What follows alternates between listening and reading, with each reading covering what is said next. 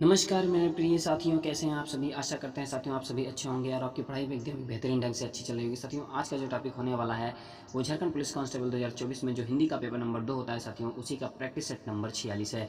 इस practice set number 46 का ये पार्ट नंबर 2 है साथियों। इसके पहले पार्ट 1 हमने ऑलरेडी वीडियो प्रोवाइड करवा चुकी है, तो आप लोग जाके वीडियो देख सकते हैं। तो आइए स्टार्ट करते हैं वीडियो को बिना देर किए हुए साथियों। पंचवटी शब्द में समास होगा बहुव्रीहि, कर्मधारय, द्वंद्व या फिर द्विगु समास। तो साथियों पंचवटी शब्द में द्विगु समास होगा, क्योंकि पहला पद यहाँ पे क्या है, संख्यावाची है, और जब पहला पद संख्यावाची हो जाता है तो वहाँ पे द्विगु समास होता है साथियों। ठीक है, पंचवटी का अगर समास विग्रह करते हैं साथियों तो क्या होता है, 5 वट वाली जगह, माने 5 वृक्ष वाली जगह। ठीक है, जो साहस कर बढ़ता उसको केवल कटाक्ष से टोक दिया, जो वीर बना नभ बीच फेंक बरछे पर उसको रोक दिया।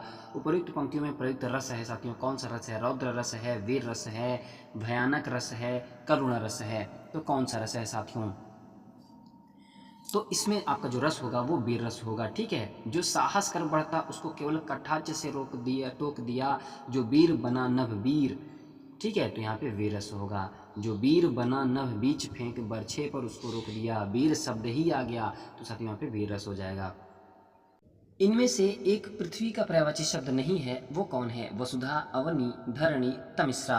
तो साथियों तमिश्रा जो है वो पृथ्वी का पर्यायवाची नहीं है, बाकी वसुधा, अवनी और धरणी पृथ्वी का पर्यायवाची शब्द हैं। तमिश्रा साथियों रात का पर्यायवाची शब्द है। ठीक है, जिसे बुलाया न गया हो उसके लिए उपयुक्त शब्द है, जिसे बुलाया न गया हो, अतिथि, अभ्यागत, अनाहुत, रिश्तेदार। तो साथियों जिसे बुलाया न गया हो इस वाक्यांश के लिए एक शब्द होगा अनाहुत। ठीक है,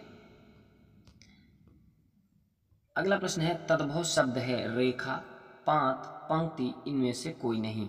तो तद्भव शब्द है साथियों पांत। ठीक है, बाकी तद्भव शब्द नहीं है, तत्सम है। वही मनुष्य है जो मनुष्य के लिए मरे के रचयिता हैं, जगदीश गुप्त, बाल मुकुंद गुप्त, मैथिली शरण गुप्त, सियाराम शरण गुप्त। तो वही मनुष्य है जो मनुष्य के लिए मरे, इसके जो रचयिता हैं साथियों मैथिली शरण गुप्त हैं। प्रवृत्ति का विलोम शब्द है, प्रवृत्ति का विलोम, वृत्ति, अनावृत्ति, निवृत्ति, सद्वृत्ति। तो प्रवृत्ति का जो विलोम शब्द होगा साथियों वो होगा निवृत्ति। ऋषि का स्त्रीलिंग शब्द है ऋषिणी, ऋषिपल्ली, ऋषिका, ऋषि। तो ऋषि का जो स्त्रीलिंग शब्द है साथियों वो है ऋषिका। ब्रज भाषा का विकास किस अपभ्रंश से हुआ है, सौरसैनी, अर्धमागधी, मागधी, पै, साची। तो साथियों ब्रज भाषा का जो विकास हुआ है वो सौरसैनी अपभ्रंश से हुआ है। ब्रजभाषा का विकास सौरसैनी अपभ्रंश से हुआ है। ब्रजभाषा उत्तर प्रदेश राज्य के ब्रज क्षेत्र में बोली जाने वाली भाषा है। इस क्षेत्र में उत्तर प्रदेश के आगरा, अलीगढ़, मथुरा, एटा आदि जिले शामिल हैं। रमेश वहां कुर्सी पर बैठा था, इस वाक्य में वहां किस प्रकार का विशेषण है साथियों, कालवाचक क्रिया विशेषण, स्थानवाचक क्रिया विशेषण, रीतिवाचक क्रिया विशेषण, परिमाणवाचक क्रिया विशेषण। तो क्रिया विशेषण के कितने भेद होते हैं साथियों, 4 भेद होते हैं। तो रमेश वहां कुर्सी पर बैठा है, स्थानवाचक क्रिया विशेषण होगा। दिए गए वाक्य में वहां शब्द स्थानवाचक क्रिया विशेषण है। वे शब्द जो क्रिया के होने वाले स्थान का बोध कराते हैं स्थानवाचक क्रिया विशेषण कहलाते हैं, जैसे यहाँ, वहां, ऊपर, नीचे, इधर, उधर, कहाँ आदि। अनुच्छेद पढ़ना है साथियों और आपको पूछे गए प्रश्नों का उत्तर देना है। तो चलिए अनुच्छेद को पढ़ते हैं। किसी भी कार्य में सफलता पाने के लिए मन का स्थिर होना बहुत आवश्यक है। प्रतियोगी परीक्षा की तैयारी करते समय मन को इधर उधर न भटकाएं और न ही किसी प्रकार का भय मन में आने दें। आपके आड़े कुछ भी नहीं आ सकता। अपने को सदैव अध्ययन और लक्ष्य पर एकाग्र रखें। अपने स्वास्थ्य का ध्यान रखना परीक्षार्थी के लिए अत्यंत जरूरी है। सुबह की सैर, संगीत सुनना भी, मन को भरपूर नींद की भी अत्यंत जरूरत होती है। इससे परीक्षा पर सकारात्मक प्रभाव पड़ता है। इन सब विषयों पर ध्यान देने के द्वारा परीक्षार्थी सकारात्मक फल को प्राप्त कर सकता है। तो आशा करते हैं साथियों आप सभी गद्यांश को ध्यानपूर्वक पढ़े होंगे। तो चलिए पूछे गए प्रश्नों का उत्तर देने का पूरा प्रयत्न करते हैं। प्रतियोगी द्वारा परीक्षा की तैयारी करते समय मन को इधर उधर भटकाने और मन ही मन डरने या भरपूर तैयारी न करने से क्या होता है साथियों, परीक्षा में असफल होंगे, परीक्षा में असफल न होंगे, परीक्षा में शामिल न होंगे, परीक्षा में सफल होंगे। तो साथियों परीक्षा में असफल हो जाएंगे। ठीक है, परीक्षा में असफल हो जाएंगे अगर इस प्रकार का आपके मन में ख्याल आता है। सफल परीक्षार्थी का क्या लक्षण होता है वो जानें।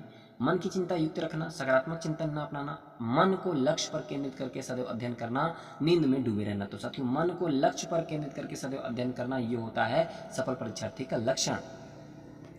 ठीक है। सुबह की सैर और संगीत सुनने से परीक्षार्थी को क्या लाभ मिलता है?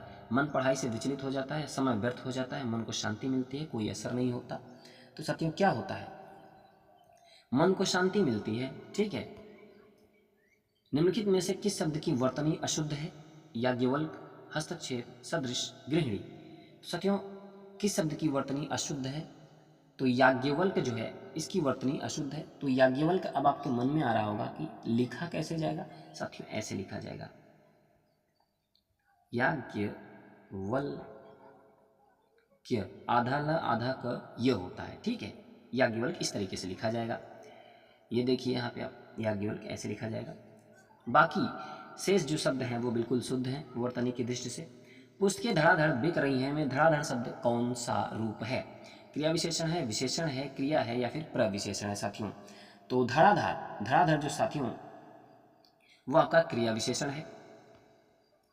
पुस्तकें धड़ाधड़ बिक रही हैं, धड़ाधड़ शब्द क्रिया विशेषण है। जो शब्द क्रिया की विशेषता बताते हैं उन्हें क्रिया विशेषण कहते हैं।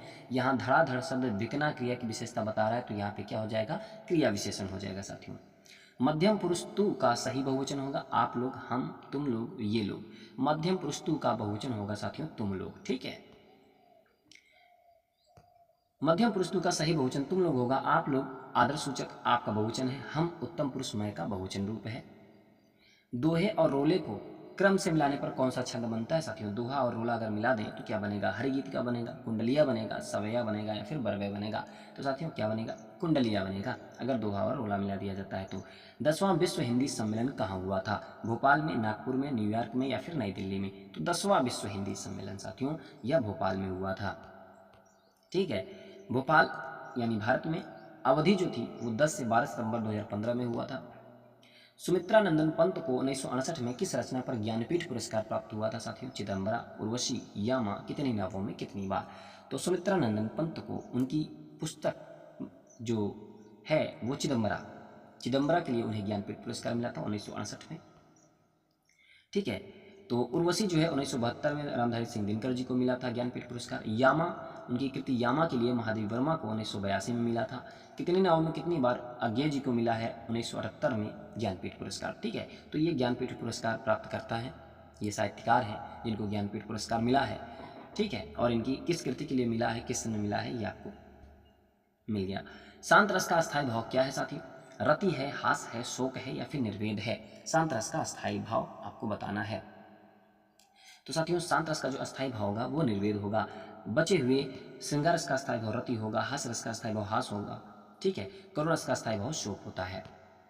और जो रस की संख्या होती है साथियों कितनी होती है? 9 होती है। वैसे तो 11 मानते हैं, लेकिन ऑप्शन में 9 और 11 आ जाता है तो आप 9 का ही आंसर करिएगा, क्योंकि रस जो होते हैं वो 9 होते हैं। मोक्ष की कामना करने वाला वाक्यांश के लिए एक शब्द है मोक्षकामी, मौक्तिक, मुमुक्ष, मुमुक्षी। तो मोक्ष की कामना करने वाला वाक्यांश के लिए एक शब्द होगा मुमुक्षु। पश्चिमी हिंदी के अंतर्गत कौन सी बोली नहीं बोली जाती है? बुंदेली, कन्नौजी, ब्रजभाषा या फिर अवधी? तो साथियों पश्चिमी हिंदी के अंतर्गत जो बोली नहीं बोली जाती है वो है अवधी, ठीक है। बाकी बुंदेली, कन्नौजी, ब्रजभाषा ये क्या है? पश्चिमी हिंदी के अंतर्गत बोली जाने वाली भाषाएं हैं। अवधी जो है आपका पूर्वी हिंदी के अंतर्गत बोली जाने वाली भाषा है, ठीक है। अवधी, बघेली, छत्तीसगढ़ी ये पूर्वी हिंदी के अंतर्गत बोली जाने वाली भाषाएं हैं। बुंदेली, कन्नौजी, ब्रजभाषा, खड़ी बोली जिसे हम करवी भी बोलते हैं, बांगरू, हरियाणवी भी बोलते हैं, ये पश्चिमी हिंदी के अंतर्गत आने वाली भाषाएं हैं, बोलियां हैं। दिन और दीन शब्द युग्म का सही अर्थ है दिवस गरीब, गरीब दिवस, सुबह गरीब, दोपहर गरीब। दिन, दिन और दीन, दिन होता है साथियों, ठीक है, दिवस होता है, और दीन होता है क्या होता है? गरीब। तो दिवस और गरीब आपका बिल्कुल राइट आंसर हो जाएगा। कहे कवि बेनी बेनी ब्याल की चुराई लीनी, रति रति शोभा सब रति के शरीर की। रूपक है, यमक है, श्लेष है, उत्प्रेक्षा। इसमें कौन सा अलंकार है साथियों? उपयुक्त पंक्ति में कौन सा अलंकार है? तो साथियों इसमें कौन सा अलंकार है? रूपक है, यमक है, श्लेष है या फिर उत्प्रेक्षा है? तो साथियों इसमें यमक अलंकार है, ठीक है। कैसा अलंकार है? यमक अलंकार है। देखिए पहली पंक्ति में बेनी शब्द की आवृत्ति 2 बार हुई है, बेनी बेनी। पहली बार प्रयुक्त शब्द बेनी कवि का नाम है, तो अब दूसरी बार प्रयुक्त बेनी का जो अर्थ है चोटी है। इसी प्रकार दूसरी पंक्ति में साथियों प्रयुक्त रति शब्द 3 बार प्रयुक्त हुआ है। पहली बार प्रयुक्त रति, रति का अर्थ है रति के समीप जरा, जरासी, और दूसरे स्थान पर प्रयुक्त रति का जो अर्थ है कामदेव की परम सुंदर पत्नी रति। ठीक है। और इस प्रकार बेनी और रति शब्दों की आवृत्ति में चमत्कार उत्पन्न हुआ है तो यहाँ पे कौन सा अलंकार हो जाएगा? यमक अलंकार हो जाएगा। जब एक ही शब्द दो या दो से अधिक बार आए और भिन्न भिन्न अर्थों में प्रयुक्त हो तो वहाँ पे यमक अलंकार होता है साथियों। निम्नलिखित शब्दों में कौन सा शुद्ध है? विदुषी, विदुषी, विदुषी, विदुषी। तो वर्तनी की दृष्टि से कौन सा शब्द शुद्ध है ये आपको बताना है। विदुषी कैसे लिखा जाता है साथियों? तो विदुषी जो आपका लिखा जाएगा वो इस तरीके से लिखा जाएगा, तो विदुषी आपका बिल्कुल राइट आंसर होगा। तो साथियों कैसी लगी यह वीडियो और प्रैक्टिस नंबर 46 का पार्ट 2 कैसा लगा आप सभी को बताइएगा। वीडियो पसंद आए साथियों तो आप लोग एक लाइक और चैनल को सब्सक्राइब जरूर करिएगा और अपने साथियों तक शेयर जरूर करिएगा।